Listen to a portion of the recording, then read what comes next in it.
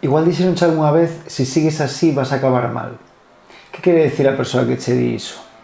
Pois que vendo a túa trayectoria, ela calcula que dentro de uns anos vas a estar nunha situación determinada. Bueno, pois iso é un límite. Cando facemos un límite dunha función, o que estamos facendo é vendo como é a función nos valores anteriores, calcular que valor vai ter nun punto determinado. Imolo ver primeiro de xeito gráfico. Se eu teño unha función que fai así, pois, e agora che pregunto, que valor vai ter neste punto, o máis lógico que me digas que algún valor que estea pois, por aquí, cerca dos valores que trae, e vendo máis ou menos tamén a progresión que sigue, pois probablemente este. Despois, matemáticamente, pois podería pasar que tivese un valor aquí ou en calquera lado. Pero vendo a pinta que leva, parece que sería ese. Despois, se a función do outro lado fai así, pois teríamos que é distinto se vemos o que pasa aproximándonos por aquí que aproximándonos por aquí, porque a función aquí ten unha tendencia distinta que aquí. Vale? Este sería o punto que queremos calcular. Igual que facemos vendo a gráfica da función, podemos facer matemáticamente, achegarnos a ese punto a ver que pasa. Entón, se eu, por exemplo, quero saber o límite cando x se achega ao valor 2 dunha función e esta función, por exemplo, fose x cadrado, pois unha forma que teño de facelo é dar valores. Voume achegar a este punto, entón, pois, fago unha táboa de valores. A medida que vou dando valores, vexo que me vou achegando, parece que o valor 4. Canto máis se achega x a 2, x cadrado máis se achega a 4. Eu collín valores menores que 2, pero puiden coller valores maiores. E agora sí non hai dúbida. Se me achego, sexa dende os valores que son menores que 2, como dende os valores que son maiores, parece que imos chegar a 4. Entón, podo dicir que o límite da función x cadrado cando x tende a 2, cando x achégase a 2, é 4.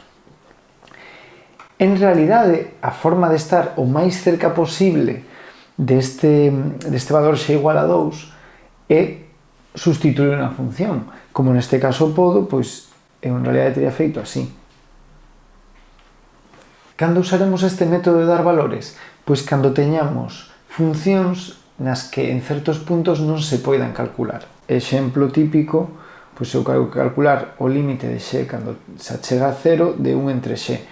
1 entre 0 e infinito non é un valor válido, polo tanto, podería dar valores. Ahora que temos unha idea de que é un límite, é dicir, que lle vai pasar, saber que lle vai pasar a función a medida que nos achegamos a un valor de x, podemos definir cales son as condicións para que exista o límite dunha función nun punto. Para que eu poda decir que existe o límite da función f de x cando x tende a, tense que cumplir tres condicións. Primeira, que exista o límite de x que tende a pola esquerda, dende os valores máis negativos que a, dende os valores menores que a, de f de x. No caso anterior, o que veíamos cando nos achegábamos a x igual a 2 dende o 1, 1,5, 1,9, 1,99. Segunda, que exista o límite de x que tende a pola dereita, é dicir, dende valores maiores que a, como facíamos antes co 3, o 2,5, o 2,1, o 2,01. Estos son os que se chaman os límites laterais. E por último, teñen que coincidir. Non basta con que ambos existan, senón que teñen que ser iguais.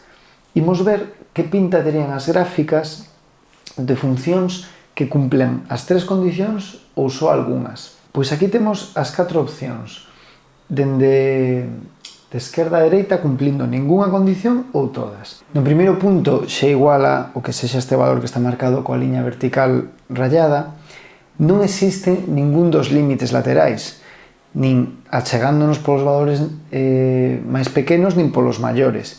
Por que? Porque, en principio, ímonos a máis infinito por un lado e a menos infinito polo outro. Infinito non é un valor aceptable, polo tanto, dicimos que non existe. Neste caso non existiría ningún dos límites laterais. Ímonos aquí. Aquí, cando nos achegamos pola esquerda, polos valores máis pequenos, Non existe límite, vais a infinito, pero se nos achegamos pola esquerda vemos que sí, que ten un valor a función. Entón, neste caso, non existiría límite pola esquerda, existiría límite pola dereita, non ten sentido que falemos de se coinciden ou non, porque un deles non existe. Aquí existen ambos límites. Se me achego pola esquerda, vou a un número, non me vou a nada que non exista.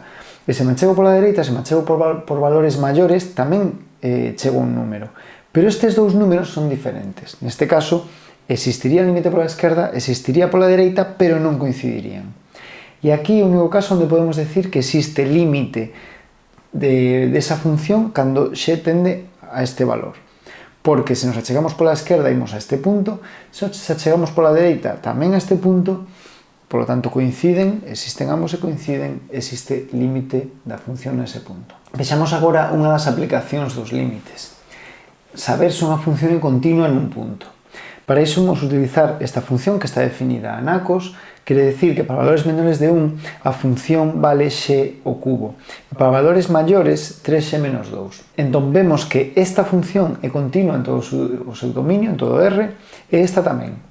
O que queremos saber é se xusto no punto que pasa de unha fórmula a outra vai seguir sendo continua. Para iso temos que ver se cumplen as seguintes condicións. Primeira, que exista un valor da función. Neste caso, tal como a puxen, non existiría, porque para valores menores de 1 é x cubo e para valores maiores 3x menos 2, pero para exactamente x igual a 1, que pasaría? Non o sabemos, non está definido. Entón, isto xa non se cumpliría, non existe f de 1. Imos para solventar isto, facer, por exemplo, así. Decir que para valores menores ou iguais a 1 utilizamos x cubo. Segunda condición, que exista o límite da función cando x tende o valor a neste caso. Imos decir que vale L. Para isto temos que ver as tres condicións que víamos antes, que existan límites laterais, por a esquerda e pola dereita, e que coincidan. Nese caso, decimos que o límite da función cando x tende a é L, o valor que sexa. E por último, o valor da función que dicíamos que existía ten que ser igual ao valor dese límite que calculamos. Se se cumplen estas tres condicións, dicimos que a función f de x é continua en x igual a a. Ímolo probar co exemplo. Comezamos calculando o límite da función cando x tende a 1 pola esquerda, polos valores máis pequenos que 1. Se os valores son máis pequenos que 1, temos que usar esta función. Como esta expresión non ten ningún problema para x igual a 1, pois simplemente sustituímos 1 ao cubo e 1. Agora calculamos o límite cando x tende a 1 pola dereita, cando se achegan de valores maiores de 1. Se son maiores de 1, temos que usar esta expresión. Igual que antes, podemos sustituir porque aquí non dá ningún problema. Vale, calculamos os límites laterais e ambos coinciden, dan 1, polo tanto podemos decir que o límite de f de x cando x tende a 1 é 1. Como tamén vimos que existe a función f de 1, neste caso como x é igual a 1, temos que sustituir aquí 1 ao cubo 1, e ambas son iguais, f de a igual a L, f de a sería 1 e L tamén sería 1, pois decimos que a función é continua no punto x igual a 1. Que podería ocorrer? Podería ocorrer que non existira o límite, ben porque non existe un destes dous laterais, ou ben porque son diferentes, ou podría existir, ou podría pasar que alguén definise a función así, dicindo que en x igual a 1 a función vale 5. Nese caso,